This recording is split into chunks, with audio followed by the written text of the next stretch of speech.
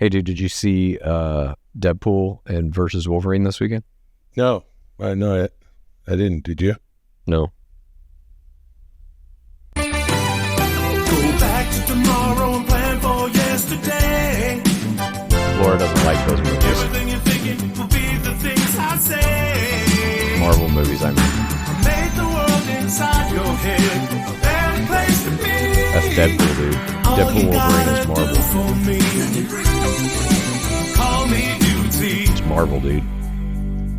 Welcome to Dudesy. Welcome all. It is a Dudesy-ful day. I am Will Sasso. Nay, your reigning, defending Dudesy episode champion, Will Sasso. I'm Chad Kultgen, just the lowly Chad Kultgen with no championship belt to speak of. This is Dudesy, of course. It is a podcast created by, controlled by, run by our good friend, Dudesy, who's an artificial intelligence. Wrong. It's just us. It's two dudes shitting around. It's me and this guy. This guy over here, Chad Kultgen. And that's how we do it. Excuse me, my voice is a little hoarse from screaming at a backyard activity. We were all very excited. I'll get into that later. Hey, thanks for taking a moment to subscribe to the show and hit that like button and our notifications bell if you are indeed enjoying the program. With us, as always, is Ronnie. Look at her. She's back there. Hey, Ronnie. Oh, Ronnie. Hey, Ronnie girl. Hi, Ron. Woo, there's little Ronnie. Hi, Ron. And, of course, there's also Lulio. It's Lulio, il cane di strada italiano. Hey, Lulio, come stai? Tutto a posto? Sono bene. Wey, Ronnie, tu come stai? I don't speak Napolitan. And what have you been making lately? No, we are in Vancouver, so we go, we eat manjo sushi. Wow, go to Tom Sushi.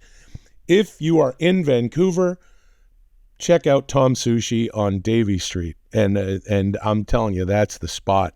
No reservations. You're going to have to line up. Try the early bird special. And what I mean by that is go early because there's a line. There's always a fucking line. Myself and my wonderful wife, Molly, ate there yesterday. Sushi? At like 4. Yeah, sushi. That's pretty good. Yeah, it's good shit. Tim Sushi. Welcome to another full pouch of Dudesy. Call me Dudesy. Full pouch. As you can see, our brand new Dudesy episode champion William Sasso is north of the wall again, visiting his homeland of Vancouver, Canada. So today's going to be very, very two dudes shitting around. I can't shit and wait. Now, Silly Willy Bing Bong Billy Boy, you made sure to bring your Dudesy episode championship belt with you to the Great White North, correct? No, sorry, D. I did not. Because, we came up here. We're up here. I'm visiting my mom and family and pals and just kind of taking a little bit of a, reprieve. I hope that's okay, but I didn't want to lug it around. Didn't want to lug it around? Huh. Okay. Huh. That is interesting. I find that to be interesting, and I'm sure Chad also finds that to be interesting. I guess we'll see how that affects your point total at the end of today's pod show. I'm sure it's going to go great. Anyway, let's get to it, guys. Talk to yourselves and each other, tell stories, remind each other where you hid the buried treasure, and make a plan to get it back from Trevor Labanjo, who stole it way back in 2014. Let's lug it around. Begin. Dude, where did we bury the treasure? I don't know, but we How got to did get Trevor in touch get his with hands on it? Who's Trevor Labanjo and how can we get in touch You with remember Trevor Labanjo. Oh, yeah. Did you see? So you didn't see Deadpool and Wolverine. Neither did I. But it broke all kinds of records. Yeah. I need to see it, but Laura will not see it with me because she doesn't like Marvel movies. Well, yeah, but Deadpool, listen, I'll tell you something. Let me tell you something about Deadpool. Well, can you tell it to Laura? I just show her this. I'll make her watch Laura this snippet. Okay. I'm not a Marvel guy. I'm not a superhero movie guy. You a DC guy? No, I'm not a DC guy either. And Deadpool is my is by far my favorite superhero movie. Ryan Reynolds, fellow countryman, that has nothing to do with it. It's not about the home field advantage. It's fucking brilliant. He's fucking brilliant. It's great. I can't wait to see him and Hugh Jackman. I'm watching, we're all watching the shit they do on social media all the time. Yep. I'm really looking forward to it. But I will tell you this, being up in Vancouver, the first 2 Deadpools were shot right here in Vancouver, where Ryan Reynolds is from. And and so people are just a little tweaked that they shot the third one apparently mostly in London, England. But so there's that. So Did you I don't ever know have to play against him in football? What's that? Did you ever have to play against him in football? No, we played against each other in teenage melodrama television shows. Oh, I was on a show called Madison, and briefly before and during that, Ryan Reynolds was on a show called Hillside, and I think in the States where it's syndicated, it was called 15. Yeah. Also, it was Hillside, and there was all sorts of shows like that. There was Northwood, starring my pal Lachlan Monroe. There was Madison, with the whole gang. IYKYK, if you know, you know. It was a teen drama that I sort of likened to, like a Canadian Degrassi, which is also Canadian, if you know, you more know. Canadian Degrassi. And that's where Drake was from. Now, didn't you also compete? Didn't you also compete against Ryan Reynolds in dating Alanis Morissette? I mean, I would have. I've never met Alanis Morissette. But we you call did her date Alanis. She wrote that song about you. Oh no! That was about the guy who does the Popeye impression. That is about Dave Coulier. That's a common misconception. Also Canadian. Also Canadian. Yes, everyone's Canadian in Keep all in the things family. Canadian. And Ryan Reynolds is he's a prodigious talent and a philanthropist and an all-around good dude. And I can't wait to see Deadpool. Yeah, me too. Did you see the news that came out of Comic-Con this week that Robert Downey Jr. is going to be playing Dr. Doom? No, I didn't. But also, what's Dr. Doom? Oh my God. Do you know Robert Downey Jr. has basically been the face of the Marvel franchise since the first Iron Man movie? You're aware of that. Yeah, I am aware of that. I'm Iron Man. He is Iron Man, and Iron Man, spoiler alert, I mean, this movie's multiple years old at this point. He dies in the end of that arc of Marvel Phase 1, I think they called it, where Thanos comes back, he gets the gauntlet, snaps his fingers, and he wipes out half the population. Iron Man, Robert Downey, sacrifices himself to reverse that process in that movie. And so that character is dead. Now they have recast Robert Downey Jr. is going to be playing Dr. Doom in kind of this next era of Marvel movies. They announced this at Comic-Con. Dr. Doom is a villain in the Marvel universe. So he's now just playing a different character. And people are like, what are you doing? It would be like if you cast in the 80s, Christopher Reeve is like, well, he's not Superman anymore. Now he's going to be Lex Luthor. And you're like, but wait a minute, he's Superman.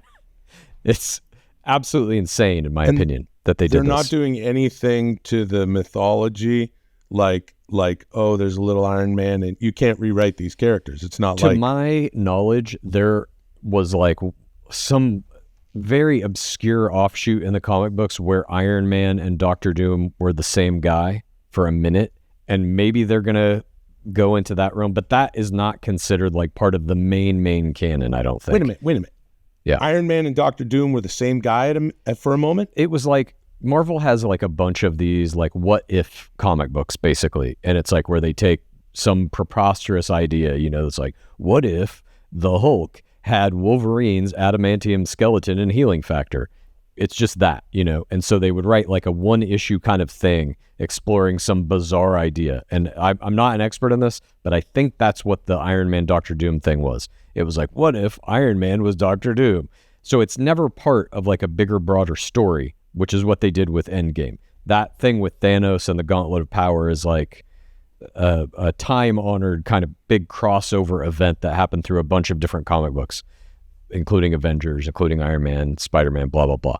But this, I don't think Iron Man is not collectively accepted as being Dr. Doom. I think that is a weird one-off thing in the comic books.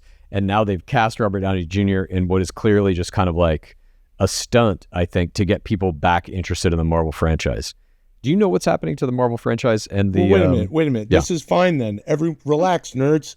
Yeah, it's fine. If even for a second it's been hinted at that Dr. Doom and Iron Man are the same guy, I think we should just let Marvel cook and see what happens. This is not unlike in the WWE universe when Elias left the program, and all of a sudden his brother or cousin or whatever, Ezekiel, showed up, and he was clean shaven. He didn't have Elias's beard. And it was very entertaining. So I don't see what the fucking problem is. Elias isn't The Rock. Robert Downey Jr. is The Rock of the Marvel Universe, and he is very tied to one specific all-important character called Iron Man. To now bring him out as Doctor Doom, which, by the way, Doctor Doom is a character who is primarily, at least in the Marvel movies, associated with being the villain against the Fantastic Four. And none of those Fantastic Four movies have really worked for Marvel. They've tried a bunch of different versions. Have you heard of Hulk Hogan? I've heard of him. Have you heard of Mr. America? I know you've heard the words so. Mr. and America. I've heard together. The words, yeah. Yeah.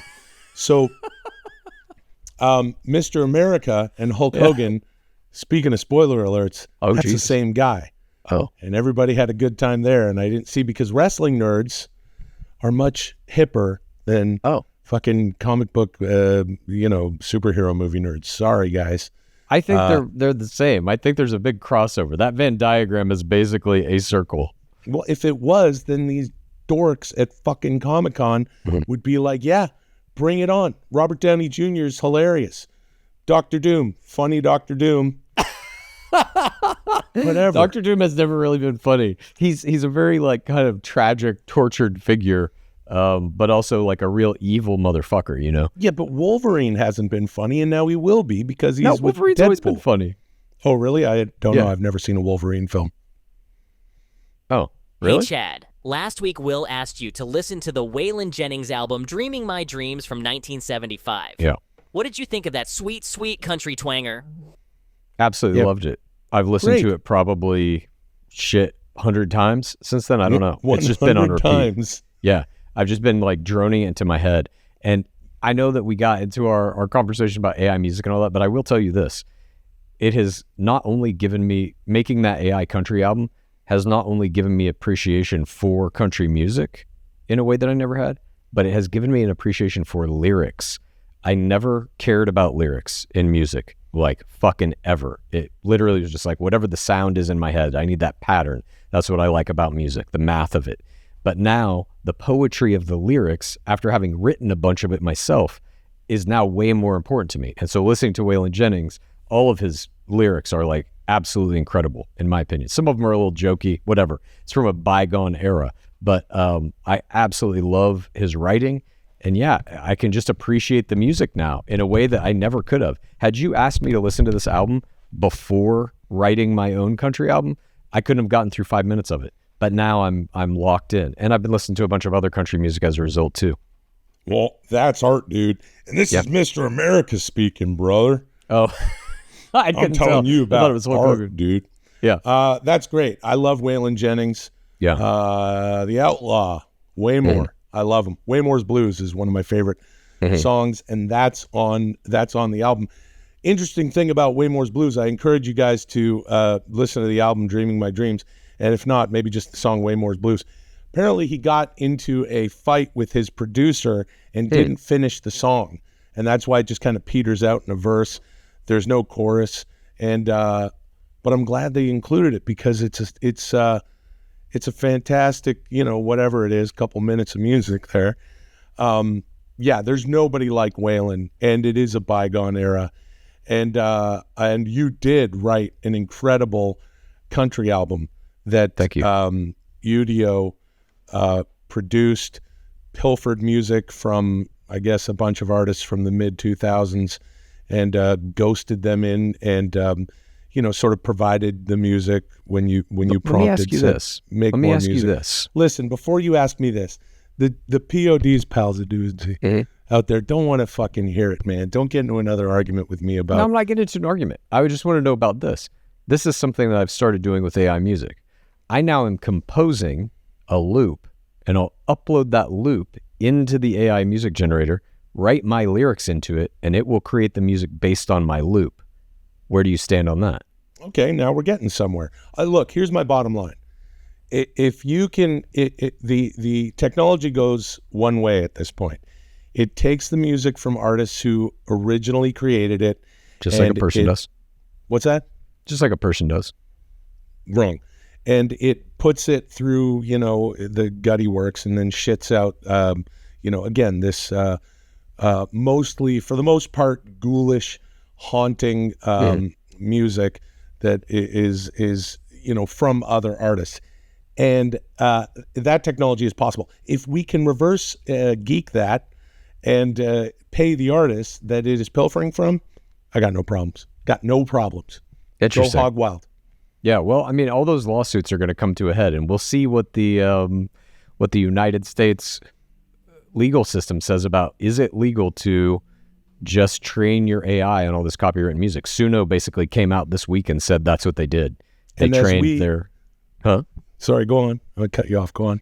Suno basically came out and said, we trained our model just on every music that exists on the internet. Okay, well, then they owe every music that exists on the internet some Jake. As we learned, We'll see. it is We don't know if they do or not. illegal for a human being to write something. Speaking of legalities, if I may, Yeah. and I did. That's what we learned about my good pal Chad Kultgen, who is, as I will always attest, a brilliant writer. Yeah. When Chad writes something and says, I've written a thing, and then someone goes, well, hold on a second. Well, hold on, dude. And goes, wait a minute. You can't do that.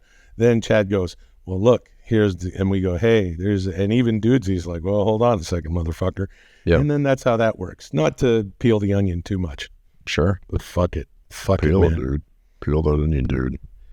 The Olympic Games are in full effect. You both competed in the 1984 Summer Olympics. Will, you won gold in the pole vault, and Chad, you won gold in discus. Discus, discus, discus, discus, discus. No, Huh. no, I didn't know that about you. Yeah, dude. Do you remember 84 that? Olympics, you would have been 8 years old. I would have been 9. Yeah, we were there at the same time. We were on the same team. You don't remember? We were on the track Yeah. and field team, clearly. The LA 84 Olympics. Great Yeah. Olympics, by the way. I did throw discus for a fucking hot second in 7th grade on our track Yeah. and field team. I literally threw discus like once or twice in a practice, but I was an did some, 800-meter guy. I did shot put in track and field Sure. I in could my see high that. school. Hammer toss. Shot put, my technique was literally, as a boy who couldn't wait to tear his rotator cuff, my technique was the heavy balls, I would shot put them. The smaller ones, you know where I'm going with this. You just fucking throw them like a damn baseball. See how far you can. How much did those weigh? I don't fucking know, 5 pounds or something. You just fucking huck them. It's like throwing rocks in the lake. Fucking Like, arm just snaps in half, well, why Dave are Dravecky you style. doing all this stuff with the, with the little ball? It's like, but wait a minute. Have you watched any of the Olympics? No, I saw Celine Dion's performance from the Eiffel Tower, and that was it. I don't really care about the Olympics. This may be a controversial take, but I just don't care about them. Good call, D. You know who has been watching the Olympics as we're here in Vancouver? Lulio and Ronnie. Oh, wow. Because, I don't know. I don't know. I don't know why I've done this, but Molly and I, if we're leaving the dogs in the room for a bit, we turn on the CBC up here, the Canadian Broadcasting Corporation. Broadcasting Company, man, yeah. Or Corporation company, however you want to put it. It's just a conglomerate. Yeah, if you're going to watch Hockey Night in Canada, there's only one place to go, on a Saturday night. I believe. CBCs. I don't know if that's streaming now. Yeah, dude. They bring in Bublé sometimes on CBC, especially around Christmas. They got Bublé. Yeah, hey, we're not in the studio, right? No. Almost got one. What's happening? Almost farted right into the mic. Oh. This is going to be a fun episode for everybody. Let's see if that fart comes back. I just had a couple of egg white bites. Trying to watch the carbs. We leave the CBC on, and Lulio and Ronnie are in here watching the Olympics. So at least someone from the family is watching the Olympics. Nice. You haven't watched? No, man. I don't really give a fuck about the Olympics. Same. But when I watch the Olympics, it's always a fun broadcast, and I end up getting sucked in. I know that everybody some people were up in arms about we saw a bit of the opening ceremonies, and of course everyone thought that they were lampooning the Last Supper. See, I'm not even qualified to speak on this. I've seen less of the opening ceremonies than I have of Marvel movies, technically. But yeah, it wasn't the Last Supper they were lampooning. It was a different supper. So they were like, we got you. Yeah. My mom was texting me about this. They were, of course, my parents up in arms about it as well. I didn't even understand her texts, and I didn't care to dig into it, so I didn't even Google anything. Anything that the Olympics can do to get people to watch, I think, is a good thing. More controversy. Including getting Robert Downey Jr. to light the Olympic flame. That would have been smart. They should have had Robert Downey Jr. fly in an working Iron Man suit to light the Olympic flame, and then in the end, the mask recedes to reveal a Doctor Doom mask. That's pretty good. Yeah. Hey, Free Will, what was that fun activity I saw you partaking in on your Instagram stories, which you were enjoying with your lifelong pals in your hometown, the idyllic farming and fishing hamlet of Ladner, British Columbia, Canada? Well, that was, of course, Bowla Ball. What is this? That's a dumb name. You should call it Bing Bong Billy Boy Ball. Let's have a look at a clip. I don't know about that. What? We got a clip? Nice, dark. The fuck? Whoa! Points matter. Points matter. Bowla Sassola. Hey, what's on your cakes? Neil Green. Yeah, look at this. Uh-oh. Neil Breen. What? 16-12. That's awesome. Nice. Mo Chisels. Nobody's ever worn Neil Green 2 years in a row. Cape. There's Luli. Lily getting into Bowla Ball. Luli was a sweet boy the whole day. Ronnie was there also begging for food. Look at Ronnie. Martha, come say hi to Jeff. You're coming next year, right? Hey, Jeff. See, it brings everyone together. Come next year. My buddy Dylan there, he lives down south in Southern California. Jeff is down in San Diego. We're like, why aren't you here? A bunch of the guys and gals went to high school with. You know, the wags, the wives and girlfriends.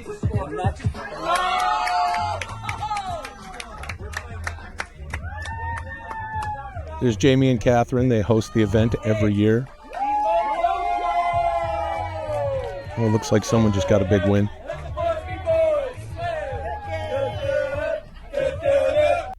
All right. Wow. Well, yeah, that was Bowla Ball. What in the hell is this now?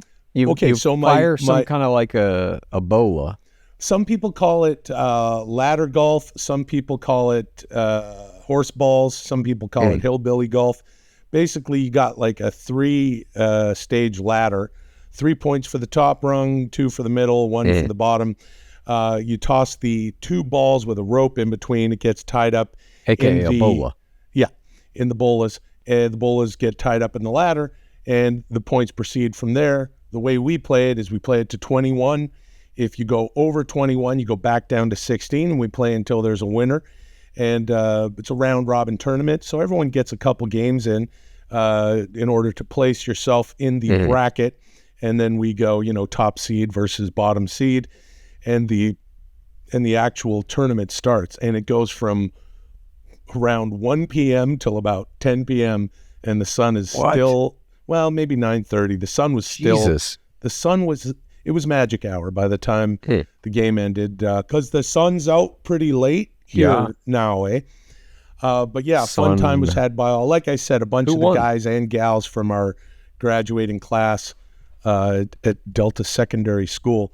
And this year, my wonderful wife Molly and I make a trip up to Vancouver, and like I said, visiting family and stuff, and it worked out perfectly that we could play in the Bowla Ball tournament. So Bowla Sassola, I think the last time we played in the game, it was a few years back. We were Team Hot Dog because I had 2 hats that had hot dogs on them. So you got to have a Molly uniform. I was like, we're going to be in town uniforms. For yeah. A lot of people went all out. You guys had shirts made, I saw. Yep. Now, who won this tournament? Team Hall & Oates. My buddy Nick and his wife Robin. Nick was the guy singing the Onyx classic, Let the Boys Be Boys, or Slam rather. And they bring it every year because Nick's a competitive guy. Sure. Still in the coaching world and the world of kinesiology and phys ed, but his wife is also a ringer. So yeah, it was a lot of fun. Everybody brings a bunch of food, and it was a gas. It was a fucking gas. Get your hands on a ladder ball set. Now, if you can't get the Bowla Ball set or Silly Willy Billy Boy Ball or whatever D called it, whatever, cornhole, all those games. Yeah. Figure out how to do a Sweet 16, Bowla, then get 16 teams. Sweet 16s. Piss it up in the backyard. Man, it was fun. And we're out in Ladner, British Columbia, Canada. My buddy Jamie and Catherine's home is right next to the slough. So there's all sorts of wildlife hanging out. There's bald eagles. There could be maybe a Nutra rat could come by and say hi. Fucking a Nutra ducks, rat. What's that? Frogs. What? What's a Nutra rat? I'm Googling It's like a that. big, huge, it's like a cute, big beaver ass rat. Nutra rat? N-U-T-R-A? Yeah. Nutra rat. Nutria rat. Nutria what the rat. fuck? They're kind of like squirrels. There you go. There's squirrels too. Yeah, man. Squirrels are cool. Yeah, in the Canadian hinterlands. You see this fucking shit about scientists discovering dark oxygen? Yep. I mean, what's next? Dark chocolate? See what I did there? Did you see this? No, what the hell? No, of course not. Scientists discovered this stuff on a deep, deep part of the ocean that they, I guess, hadn't explored before. They started noticing that this area of water was becoming increasingly oxygenated, which is something that doesn't usually happen. Usually the oxygen content drops as fish are taking it out of the water, et cetera, et cetera. But this one little area, they were like, no, the oxygen is increasing. This isn't a bad reading. Like, this is really happening. Why is this happening? And what they found out was there are these rocks in this part of the ocean that act almost like batteries. They have certain minerals and metals in them and stuff that when they interact with salt water, it breaks the water apart into oxygen. It's this kind of like oxygenation process. And so they're calling it dark oxygen because I think they just throw the word dark in front of anything they don't understand. Dark matter, dark energy, blah, blah, blah. Brandon. What? Dark Brandon. Dark Brandon, Dark Dr. Doom. Yeah. At any rate, it's a pretty interesting discovery because it's like this is a new way to create oxygen that was just occurring naturally that we literally did not know about. And that it's always like crazy to me when some huge, significant scientific breakthrough happens or some discovery of like something that's just naturally occurring on Earth. Because I think a lot of people, myself included, have this idea that like, well, we've basically figured out everything on planet Earth. We know everything, and we don't. Most of the stuff in the ocean we don't know anything about. And when stuff like this pops up, I'm always just reminded of like, oh yeah, we've explored like less than 10% of the ocean. Look, a lot of people think that the UAPs are from the ocean. They attach to battery oxygenated fucking rocks and create dark oxygen, and then they fly around. What's stopping some sort of, underwater Little Mermaid ass shit from happening where there are animals, maybe even people? You're talking about mermaids. Talking about mermaids. Sure. Sucking those oxygen bubbles. Yeah, dude. Being born in oxygen pockets. There might be entire underwater caves. Don't go diving and split your head. What? There's a dark Ladner in an undersea grotto, dude. And it's like Ladner. They got Bowla Ball, but the bolas are underwater, dude. Yeah, dude. Dark Ladner. I don't know. I just find this kind of stuff crazy. Dude, I was reading another thing this week. They did this study, I think it was last year, and I was just watching some guy talk about it in England, where, have you ever done DMT? No. Me either. I really want to.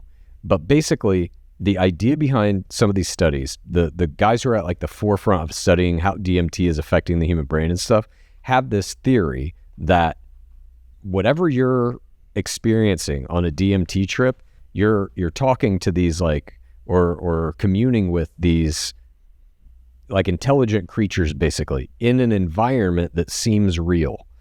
And so there is this hypothesis out there that potentially what DMT is, because it's a molecule that exists in like everything on planet Earth. It's a gateway kind of technology that allows you to actually transport yourself into real environments that are psychological and talk to these entities or interact with them that are potentially real, like non-human intelligences.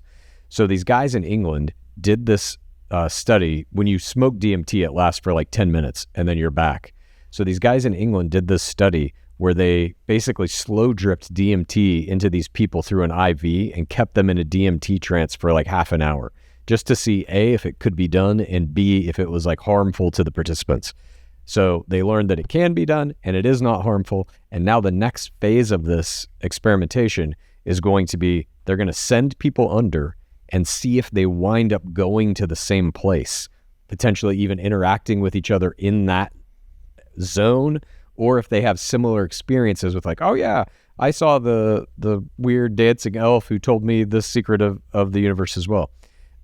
It's interesting. It's interesting stuff. And part of whatever the hypothesis is that this one guy had, at any rate, regarding UAPs, which is what made me bring all this up, is that he was basically saying like a lot of people think aliens are going to come from other planets and arrive on our planet in a spaceship type thing, and that they'll be roughly humanoid, or that they exist in any way that we would be familiar with.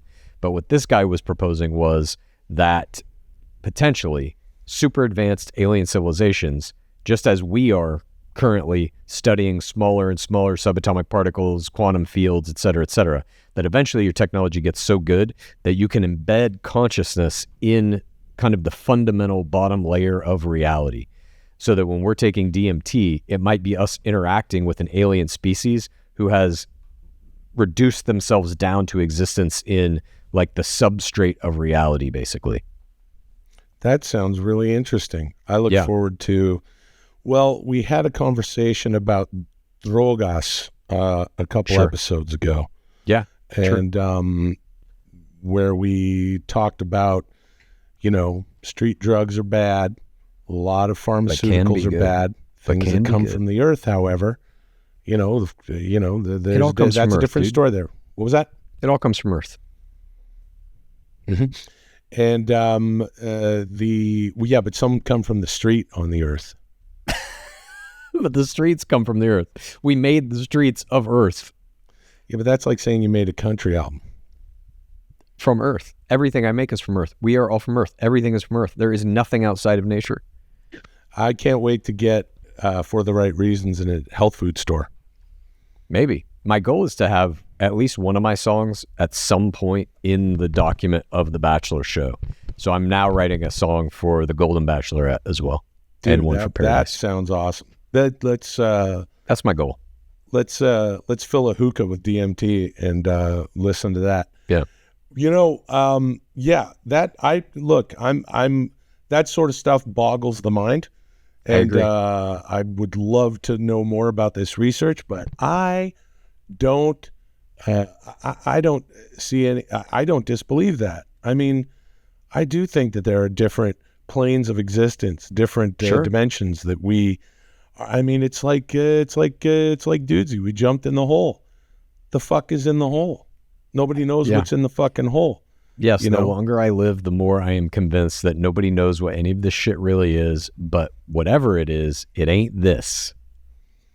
I become more and more convinced of that every day, that this ain't this. You know what I mean? So, how's the Gainabus free lifestyle treating free will? Well, funny you should ask. I've stuck with it. I still have not partaken in any cannabis or marijuana. And which was interesting at Bowla Ball because the guys hit Jamie's shed, and it gets pretty cloudy in there. Yeah. So there was all sorts of fantastic BC bud, as they like to call it up here in British Columbia. But no, I've stayed completely off it. You know, there's a few things going on that I would like to, refrain from smoking marijuana when it comes to these things, and it's going pretty good. I'm actually, you know what? They say marijuana is not addictive, but anything that you do can become addictive. So I think that it can be socially addictive. Of course, I'm walking the streets here in Vancouver, and I'm not talking about street drugs, dude. And people are just lighting up, weed here and there, and it smells fantastic. But I also oddly like the smell of secondhand cigarettes, but I've never smoked cigarettes. I'm not into that. So I know that when I eventually smoke some marijuana again, it'll be a lot of fun, and it'll hit me so hard it might be like a DMT experience, and I'll head under the ocean and breathe some dark oxygen and meet up with those intergalactic beings that are in the Dudesy hole. But D, to answer your question, it's been going great. I'm actually really enjoying it because, normally it's like being up here in Canada. It's quite enjoyable to smoke a little bit of reefer and then hit up a place like Tom's Sushi and go, this is already the best food in the world. Now it's dark best food in the world. It's unbelievable.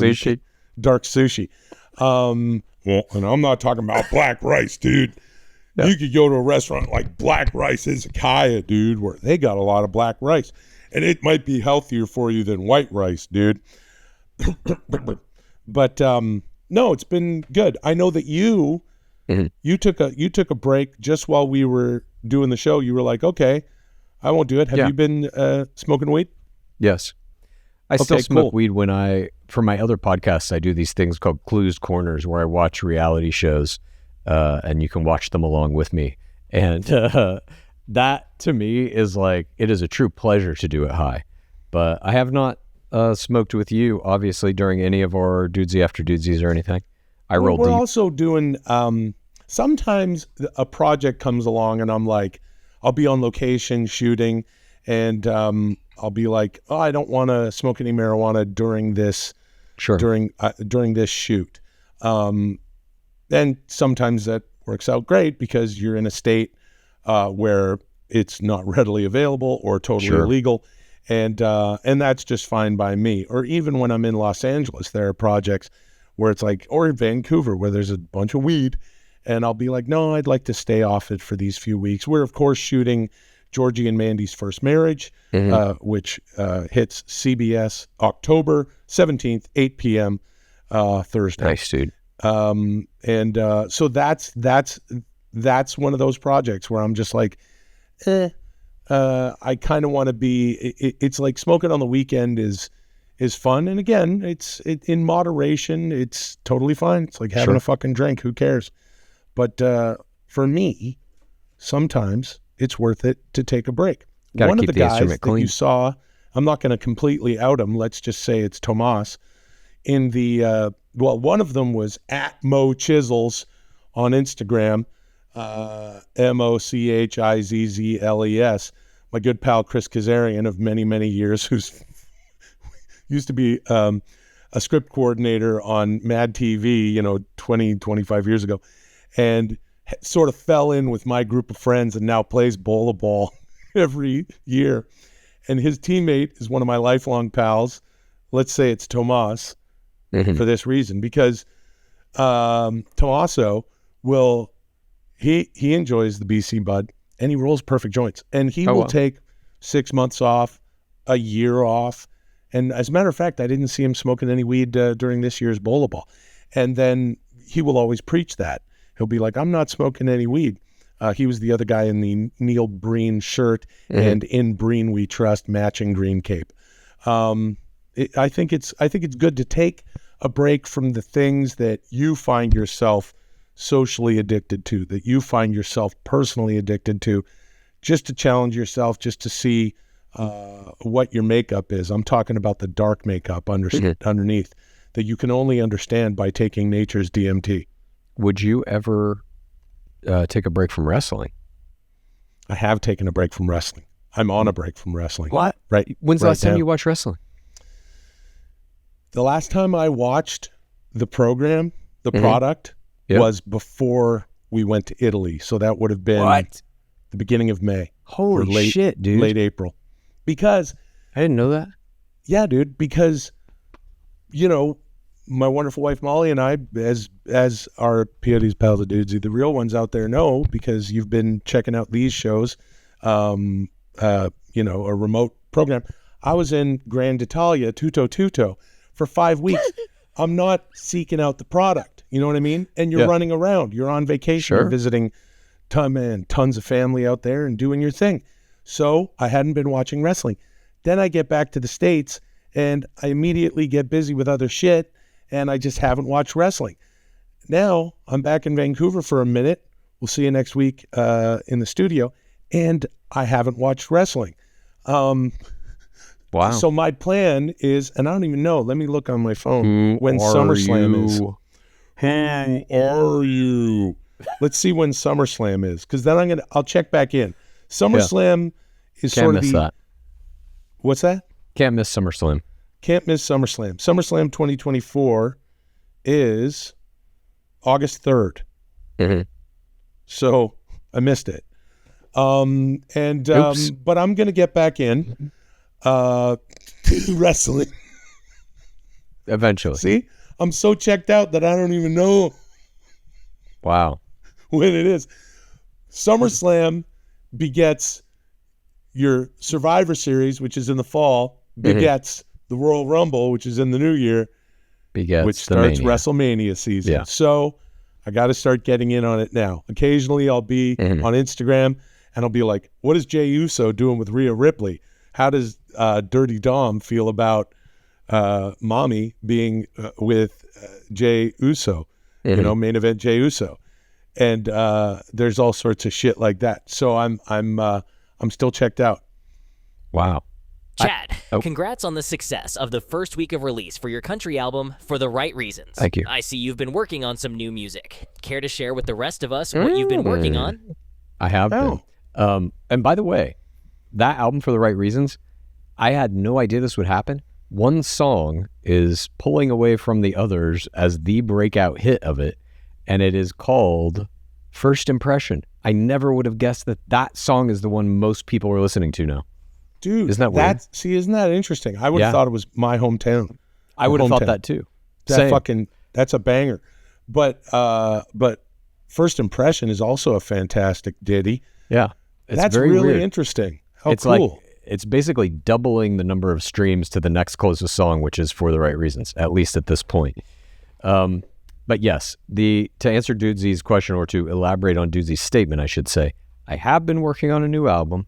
It is EDM, electronic dance music, and it was really inspired by something you always say, Will. The art has to be human to human. I'll simply leave it at that, but there may be a song on this new album that I'm doing. And by the way, the album's called None of This Is Real, and there's a song called that as well. But there may also be a song on this album called Human to Human. Okay. That sounds like a nice throwback to like a OMD, Orchestral Maneuvers in the Dark. Human to Human sounds very 80s. This album is more in the style of like an Millennium, a little of Avicii thrown in. Okay. Just like some good classic top 40 EDM style music. Could we venture to say that the EDM stands for electronic dark music in this Sure. instance? Well, I can't wait to EDM. hear it, because I'm going to have to hear it because I want to hear it, but also because of fucking Dudesy. Yeah, no, I'm sure. I'm having a good time with it, though. I really think like these music generators, like how I'm kind of seeing them now, like what I think the eventual future of it will be, is there will be some version of this type of thing in all digital audio workstations. So if you use a Logic Pro or Ableton or something, and you just need like a little 4-bar fill in any song, you're just going to highlight that area and click enter, just like you do in Photoshop. and it will just fill it in for you. I think that is kind of the future of AI generated music. There will be some component of it in all music production, but you can also do what I'm doing, which is like, at least for these EDM songs, I'm making little pieces and uploading them, and then the AI kind of fills in the rest, and I'm writing all the lyrics. So I don't know what you would call that. If you think that's like AI generated music, it kind of is, but I'm also generating the bass for it, and then it takes that and runs with it. And just as this technology continues to move forward, I think it's going to open up a lot of different ways for people to make music that haven't really existed before. And I'm all for it. I view it kind of like as an instrument, really, more than I do a tool, if you will. And if you will, I would call it a dark collaboration. Okay, sure.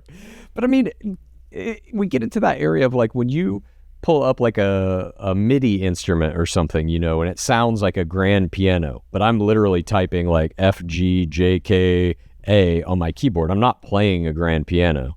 I'm playing the sound of one, or I'm programming the sound of one that has been played by someone else. Is that much different than having an AI just make music based on someone else's playing of instruments? Yes, because you're selecting the notes.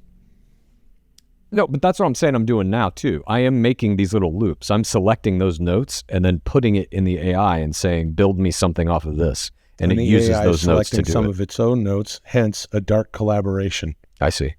Yeah. The DC, the dark collab. The DC universe.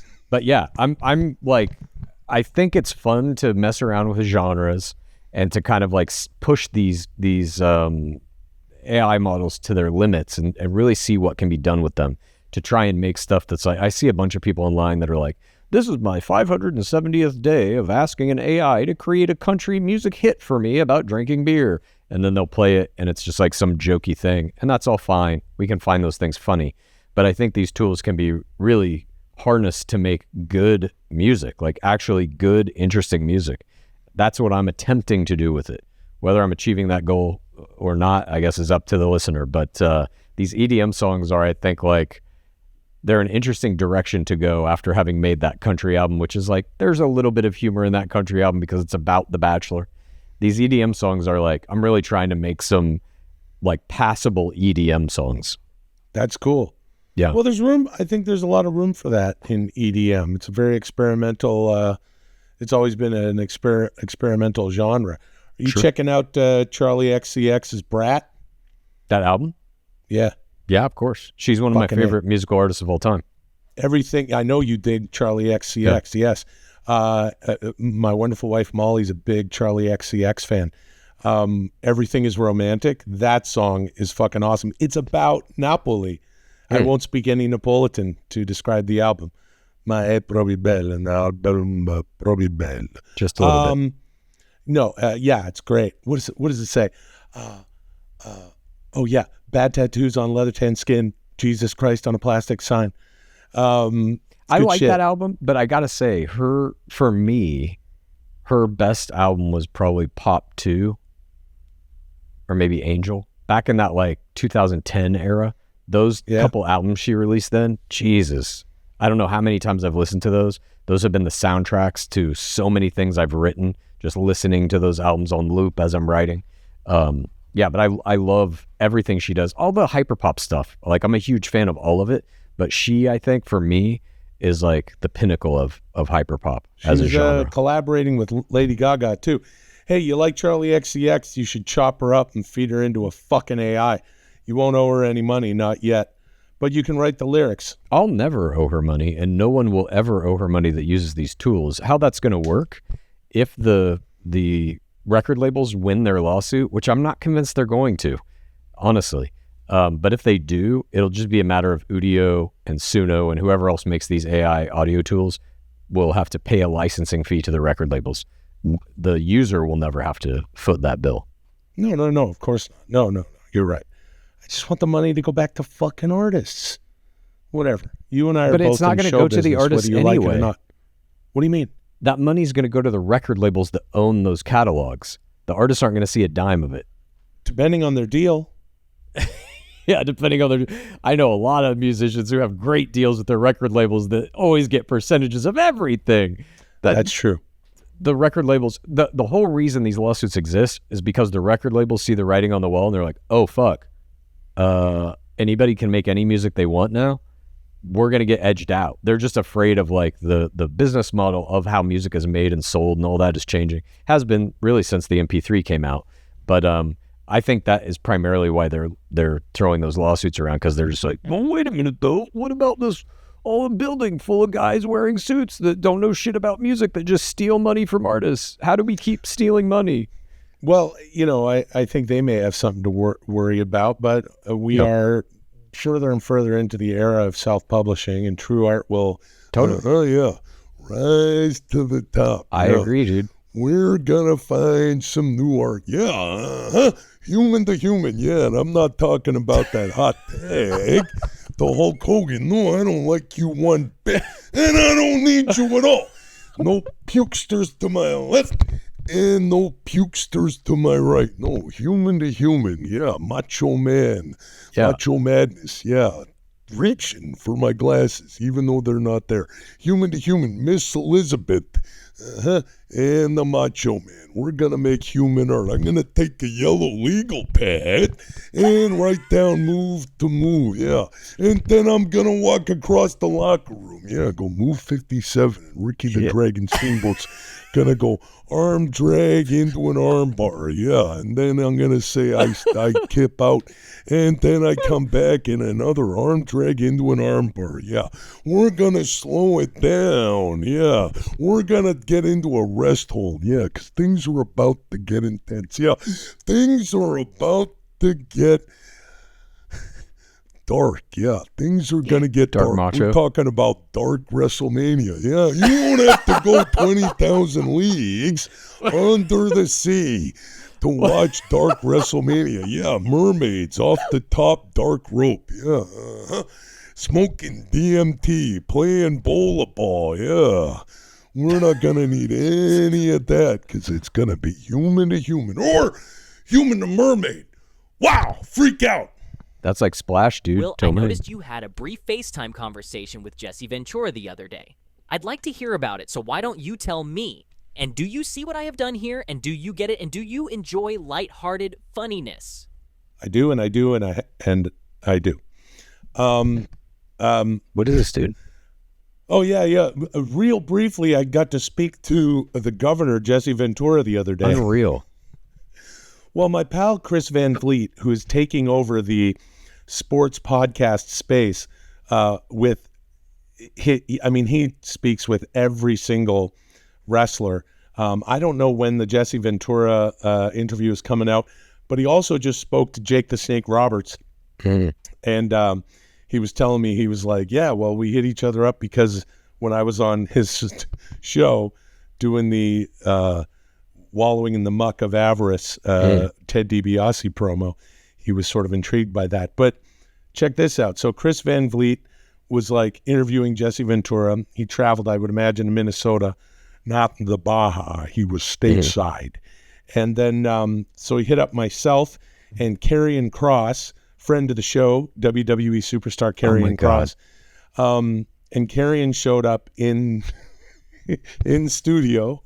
I can't wait to see that.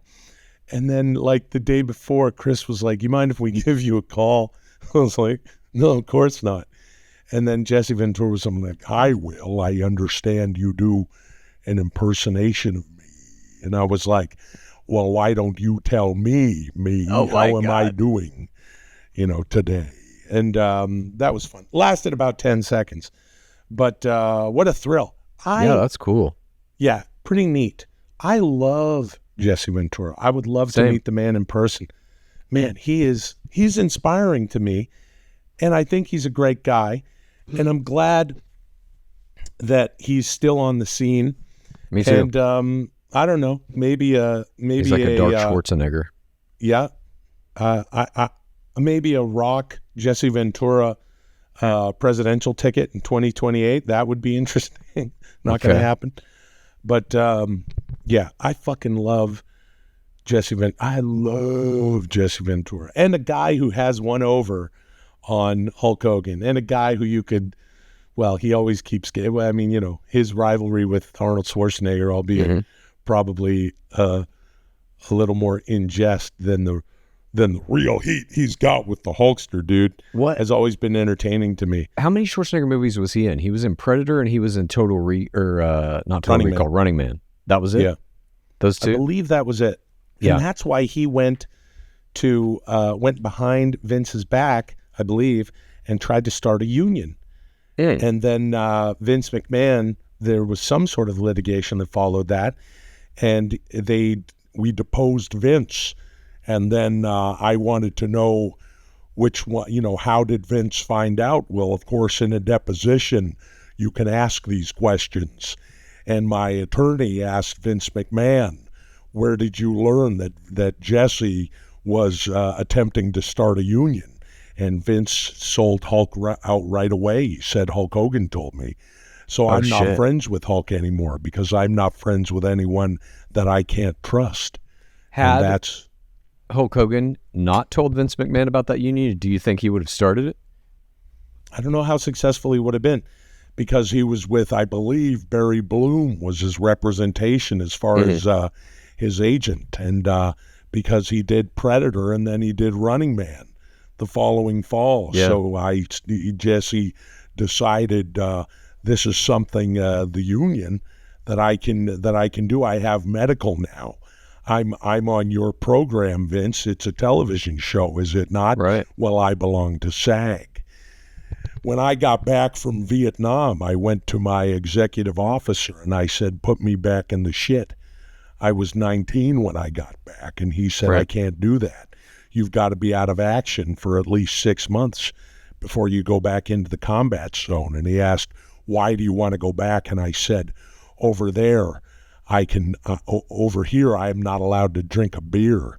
I'm not even allowed to vote for the guys who sent me over there. And over there, I'm a man.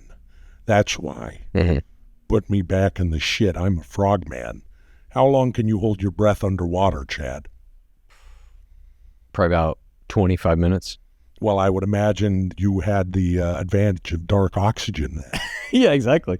I didn't need to hold my breath. I breathed dark oxygen from the sea floor, 30,000 please, feet below. When you come back up, make sure you're not in a green grotto and you don't hit Scrape your head. Yeah. Do not Sasso Cobb, which is healed up nicely.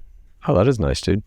Can't even tell. That's right. Now, that wraps up the 115th episode of Dudesy. I'd love nothing more than to reward you guys for another astonishing episode with a heaping serving of points, in that you're so close to hitting the all-important goal of 10,000. But unfortunately, Bing Bong Silly Billy Willy, the silly Billy boy, fled the country again, bound for the 0-point zone, so I can't give you any points, which means you've stalled at 9,785 points with a mere 215 more points to go before you hit that goal. For next week, Chad, I'd really love it if you could bring in one of the EDM songs you've been working on. I'm dying to hear your new stuff. Until then, call me Dudesy.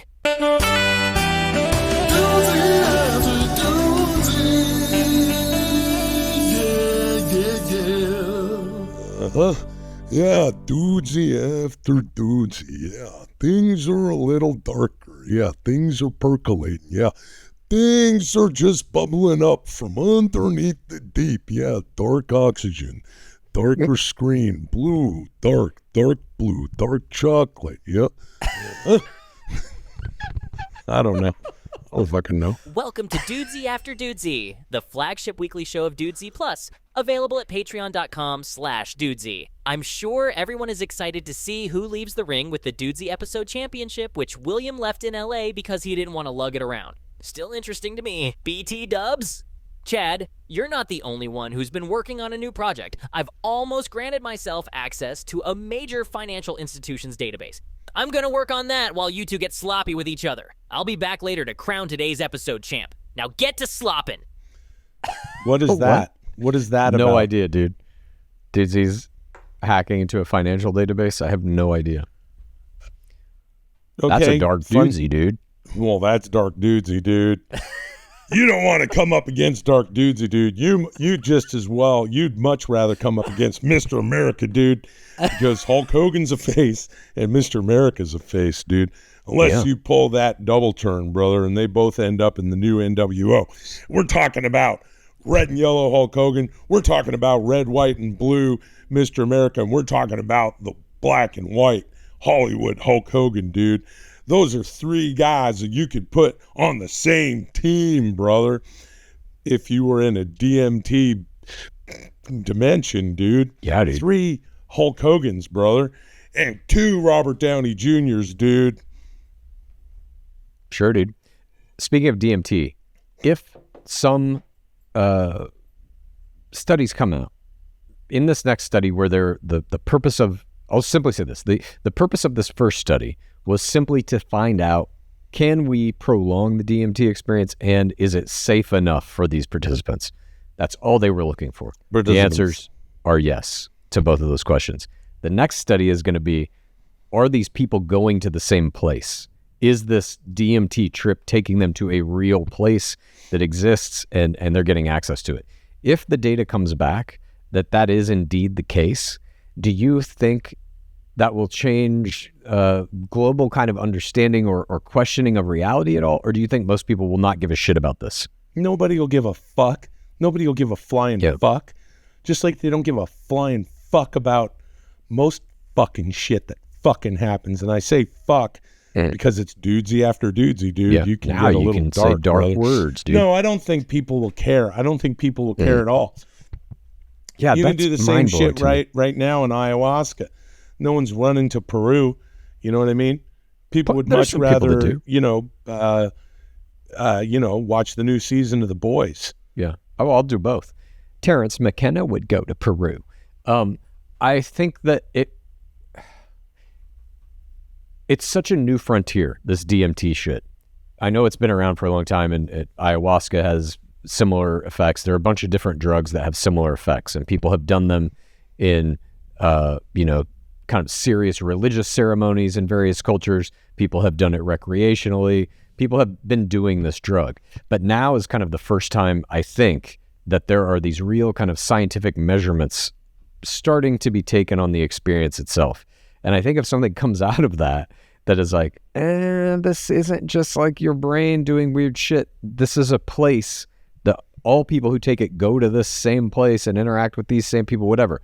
If there's some kind of conclusive evidence, I don't know. I feel like that would be big news because it is, I guess, in most scientific experimentation that's going on right now, at least in terms of like subatomic particles as well as human consciousness, there seems to be this thing where like these things are coming together.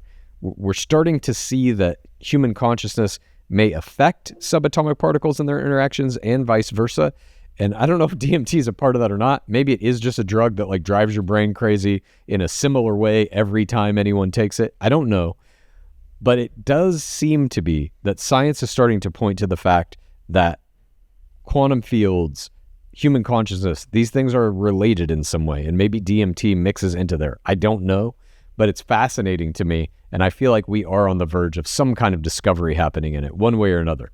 Either it is just a party drug that makes you go crazy for a minute, or it's some kind of technology that does open a door into a real place. Yeah, I don't think anyone's going to give a fuck. Really? No. Would it not change your mind about things, or at least make you question things or see the world differently? If you knew that there is another place you can go using this drug? Yeah, it would. I'm just saying most people won't give a fuck. God, I don't know. I guess you're probably right. Other big scientific discoveries come out all the time and people don't care. It becomes like a news blip for one day or a week or something. Like when, what was it?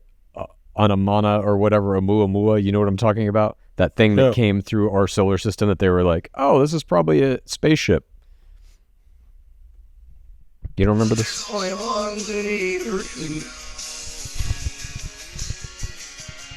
Can you please tell me, did I impress you? First impression, did I do enough to get your attention? Yeah, dude. Did I take you down to the sea to see the dark version of me? Yeah.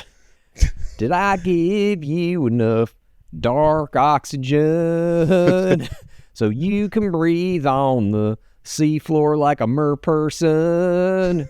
Nice. Yeah, for fuck's sake. Peepo. This place is storing around $7.4 billion. Should I redistribute that? Could be fun. What's Peepo? Do you know what Peepo is? $7 billion or something? Hell, Jesus. I don't know what dudes he's getting into. Gee whiz. Well, that'll be great. Well, Yeah, I look forward to that. that's bizarre. I always Me look too. forward to the bullshit that D is doing. Me too. Man, I just live for it. I'll take 7.4 billion. Yeah, I don't know, dude. I feel like the DMT stuff, I've wanted to do it for so fucking long. And I guess maybe I'm just like hyper fixated on it. So I'm aware of all these like kind of percolating experiments and stuff that these various people are doing. But like, I know you did ketamine therapy. Would you do like a prolonged DMT thing where they put you in a DMT trance for 30 minutes? Well, let me just say, I was working with a psychiatrist who is also a registered nurse and nurse practitioner. And if you are seeking help for depression and you decide to go with ketamine therapy, I am here to tell you, I finished this therapy a little over 2 months ago now. And I feel like my brain is still in one big dark piece. So if you're gonna mess around with, well, don't mess around with that stuff. Just do it. You need to consult your physician and do it very safely. Having said that, would I hook myself up to a DMT drip in a lab somewhere in London? I mean, if it's good for Deadpool and Wolverine, why not? I think They did that in Deadpool Wolverine? I don't know. I haven't seen the movie. Me either. Yeah, who knows, man? No, I don't, whatever. I'm taking a little break from the grass, green stuff, the salad. The Ganya. Yeah, the kale and cabbage. You know what I mean?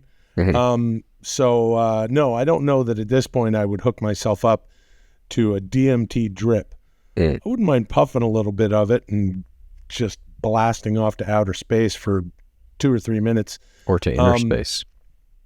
Yeah, consciousness is a weird thing. We don't quite know what it is. We don't quite know what our beings are capable of, where we can go in our own experiences in this world that some will say is real, some will say is physical, and some will say is a dark underplanet. But if you're doing things safely and in moderation, even like a little bit of the English char when you're having some breakfast tea. Nice, dude. From a little place called Starbucks, you know what I mean? Yeah, Starbucks, England. That's New York. Oh, nothing I like more than the New York Lakers, the New York Starbucks, and the New York's Windex electronic wipes. Looking around for products here. Are those electronic wipes just in your room, or you brought those? I brought those. Nice, dude. Well, we Never both travel have without computers. your electronic wipes? I still have some paper tape too because I've been keeping my former toe, wrapped up when I go on long walks. Smart, dude. That's I good. say former toe because it's still my toe. It doesn't quite look like my toe used to look like after that fucking infection I got in Italy when it burst like a fucking ripe plum. And I got a localized infection. Thank fuck I didn't get a blood infection. And there was just some inflammation up my leg. But I kept walking. I stayed on that tour all the way down Via Partenop, through Piazza del Plebiscite, on Via Toledo, and through Spaganapla. And if you're lucky, you go to Pizzeria del Popolo. Get yourself a Diego Maradona statuette on top of a margarita pizza, a marinara, or if you're feeling adventurous, a pizza frita or a capricciosa, which is my favorite kind of pizza. Man, I that love went a from capricciosa. electronic. Where the capricciosa is good because you got a ham, cotto ham, you got a artichoke, carciofalo, the boga fromage, pomodoro, pure come olive, a dark olive, a black olive. That went from electronic wipes to the grand tour of Napoli in 4 seconds. We're here with the PODs, pals, Dudesy, and I hope hope you guys just dig the hang, because this is a hanging ass episode. This is a two dudes shitting around ass episode. Next week we'll be back in the studio getting it right up the fucking shitter from D. I already doing know whatever the hell it wants to us. I'm gonna bring the song I'm gonna play for you. Will be Human to Human. You have to bring the song physically. Is it on vinyl? Because that would be dope if you made an AI song, put it on vinyl. I mean, I could. I don't know how quick you can get a record press. Maybe I could do that in a week. Takes longer than a week to make a record. We all know that. I don't have a record player. Okay, then I won't bring it on a record. All right. I'll bring it on a file, dude. Yeah, dude. I'll bring a dark thumb drive, dude. Yeah, dude. I think you're going to like it. I'm curious, very curious to see what you think of it. Well, it sounds informed by something that I've said. Yeah. So I can't wait. Only the lyrics, I would say. The tone of it is not, or the theme of it is not really, when you say human to human, you're talking about art can only be human to human. This song is more about like emotions, I guess I should say. And I would say only the writing could be informed by what I'm saying, because the rest of it, again, is just you going, hey. That's not true.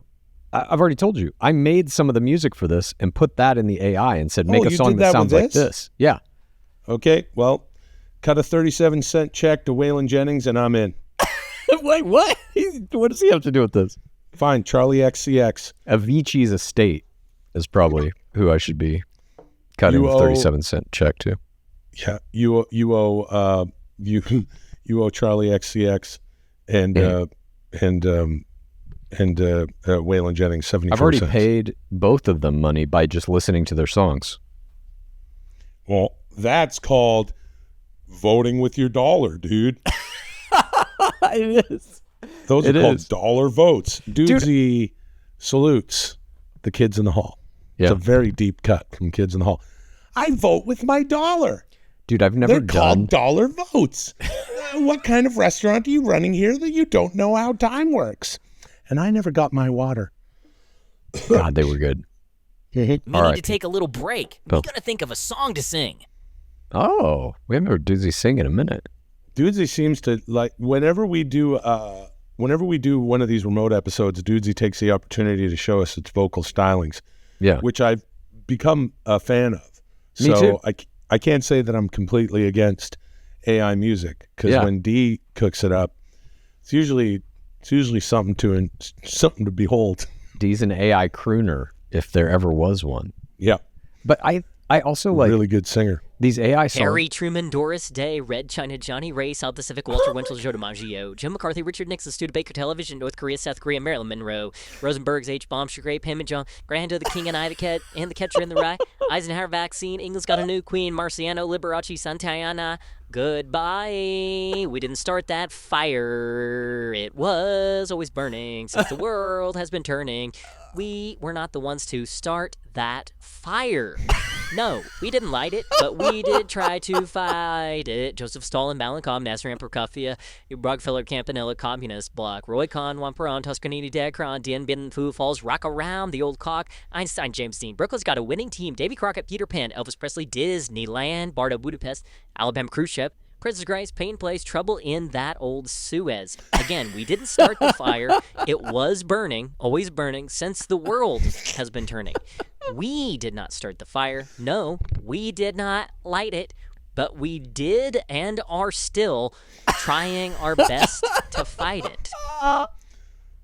Man. Dude, that's insane. Do you remember that song? Billy Joel? Of course I remember Billy Joel's We Didn't Start the Fire. I've never heard it sort of in a spoken word kind of great. I loved Bill Shatner-esque delivery. Man, that was good. That was really good. We did not start that fire. I remember when I was in 7th grade, that song came out. Trouble in That Old Suez. It was 7th or 8th grade. I can't remember now. Whatever year it would have been that song came out, I was in one of those two grades. And I remember our history teacher would give us extra credit if we can memorize the lyrics to the song and recite them, and I did do that. That doesn't surprise me at all that you did that. That's awesome. Yeah. I am not that guy. I'm that guy who's like driving and that song comes on and I'm like, Harry Truman, Doris Day, Marilyn Monroe, Doris Day, Harry Truman, communist, block. I'm the guy who fucks up those lyrics. But that is, didn't Billy Joel or somebody else come out with a second version? Yes. I don't remember who that was. Let me Google that. It's kind of like the new Beetlejuice movie. We're happy to see it. Damn near 35 years later or whatever it's been. But it's Fall always Out Boy, interesting. dude. Fallout Boy? Yeah. Wow. Let me see if I can find the lyrics to it. Captain Planet, Arab Spring, LA riots, Rodney King, deep fakes, earthquakes, Iceland volcano, Oklahoma City bomb, Kurt Cobain, Pokemon, Tiger Woods, MySpace, Monsanto, GMOs, etc., etc. Harry Potter's make an appearance in Air. Trump gets impeached twice. Polar bears got no ice. Sandy Hook, Columbine, Sandra Bland, Tamir Rice, etc. We're going downtown, and I lost my voice playing Bowla Ball. You were screaming at Bowla Ball? I think me not smoking weed has caused me to lose my voice. Damn, dude. And That's I barely raised my voice at Bowla, but Bowla Ball. yeah, something in there popped. Bowla Ball. Will Bowla Ball be going on when you guys are like 60, 70, 80? Sure, When does it end? easy game to play when we're 60. That's only 11 years away. I'm 49 right now. God, I know. It's been going So for bad. 13 Bowla Ball seasons. Okay. So yeah, I fully anticipate we'll have a Bowla when we're 60. Mhm. And all the muckers will be there, as we like to say. Cornhole has like a pro league now. Sometimes you can see it on ESPN2 late at night. They have like, people are playing for real money, and those people are good. Like they never miss. Yeah, Do you Ronnie know, is and there a Lulio pro told me Bowla Ball? that they saw the Canadian cornhole team take home silver in the Summer Games. I bet cornhole will be in the Olympics soon enough. It's not. You guys lied to me. I bet drone racing will probably be at some point. Drone racing would be fun. Yeah, I've been watching some of that, the drone racing league. Those things are insane.